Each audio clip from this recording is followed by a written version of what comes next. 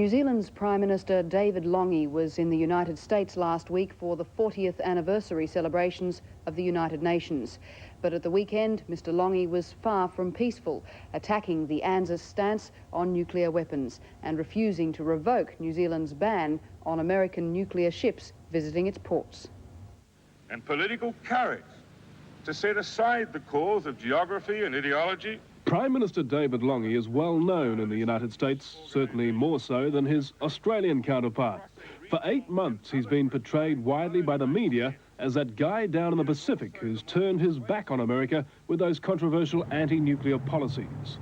And so, surrounded by US Secret Servicemen, he strode into San Francisco's Hyatt Hotel today to argue his country's anti-nuclear case. And if anyone was expecting a softening in the New Zealand position, they were disappointed. As New Zealand's Deputy Prime Minister explained in talks in Washington last month, we will make our own assessment.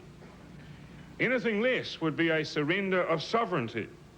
The decision on what weaponry enters New Zealand is and must remain our own. He told the luncheon little now remains of a working military relationship with the United States, and he called on the Reagan administration to pursue an understanding which could result in renewed military and intelligence interaction between the two countries. But on the question of bans on US nuclear weaponry, he refused to budge. In short, it is not correct to assert that the ANZUS alliance requires New Zealand to accept nuclear weapons. Nor is it correct to assert that in denying entry to nuclear-armed ships, New Zealand is pulling out of ANZUS.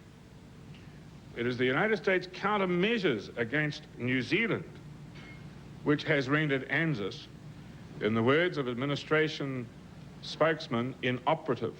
As he exits the United States, forcefully reaffirming his country's anti-nuclear policies, the New Zealand Prime Minister returns to a parliament which next month will see the introduction of the controversial legislation which will ban US nuclear-powered ships and aircraft.